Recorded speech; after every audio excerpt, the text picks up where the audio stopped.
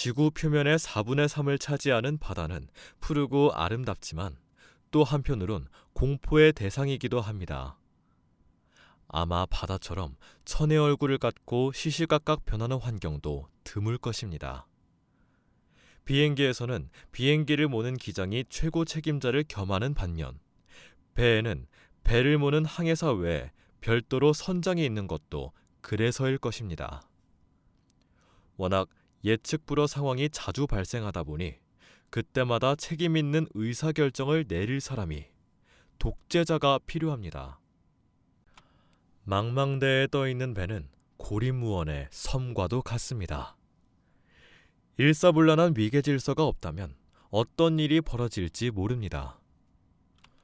동서고금을 막론하고 거의 모든 나라에서 선장에게 특별한 권한을 부여했던 것도 그 때문입니다. 요즘은 대부분 국가가 법으로 선장의 권한과 의무를 정하고 있지만 법치가 확립되기 전에도 비슷한 전통이 있었습니다. 15세기 말 신대륙이 발견된 후 선장의 권한은 왕의 권한과 동일시되었습니다.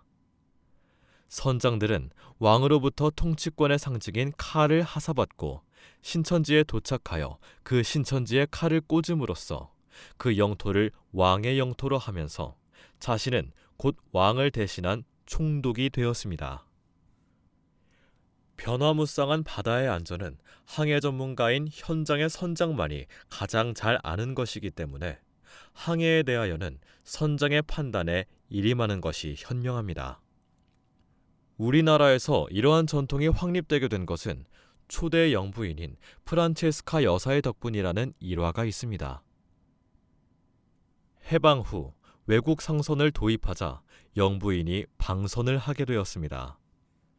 식당의 가장 상석인 선장 자리에 앉을 것을 청하자 영부인은 선박에서는 선장이 가장 높은 분이고 존경받아야 하는 분이라서 선장 자리에는 아무도 앉지 않는 것이라고 한사코 자리를 양보하시고는 그 옆좌석에 앉으셨다는 것입니다.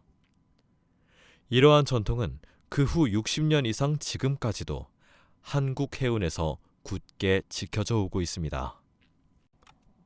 영미권에서는 선장의 역할을 함축한 말로 Captain goes down with the ship이라는 표현이 오래전부터 내려옵니다. 말 그대로 선장은 배와 함께 침몰한다는 뜻입니다.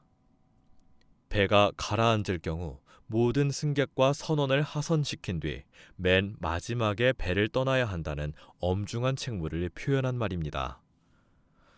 선장이 직면하는 수많은 상황들은 영화의 단골 소재가 되기도 하고 도덕 교과서의 딜레마 퀴즈로도 자주 등장합니다.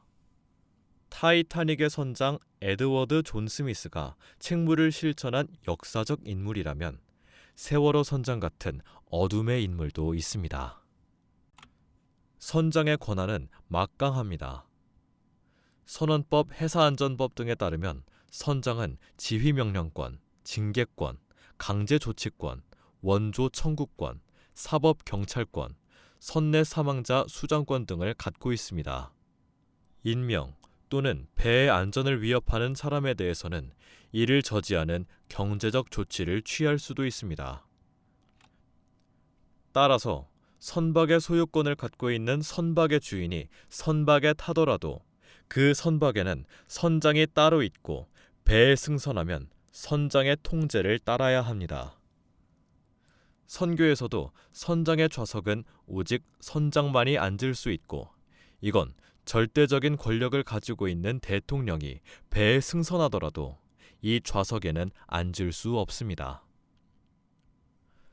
선장이 이런 막강한 권한을 가질 수 있는 이유는 배는 폐쇄된 공간이라는 고대 시절부터 현대에 이르기까지 변함이 없는 본질적인 특성 때문입니다. 출항하는 순간부터 입항하는 그 순간까지 선박이라는 공간이 육상으로부터 완전 독립되어 있다는 선박의 본질은 다른 공간과는 차별화되는 특징이 있는데 사실 단순히 폐쇄된 공간일 뿐인 곳은 배 말고도 있습니다. 하지만 배는 물 위, 즉 육상의 정부가 통제하지 않는 공간에 있다는 차이가 있습니다. 이 점은 국제 항로를 나섰을 때 더욱 명확해집니다. 공해상에 있는 선박은 특정 국가의 통제 밖에 있는 공간이며 목적 항구 입항 전까지는 일종의 마이크로네이션이나 마찬가지인 셈입니다. 그렇기 때문에 선장에게 사법 경찰권까지 주어지는 것입니다.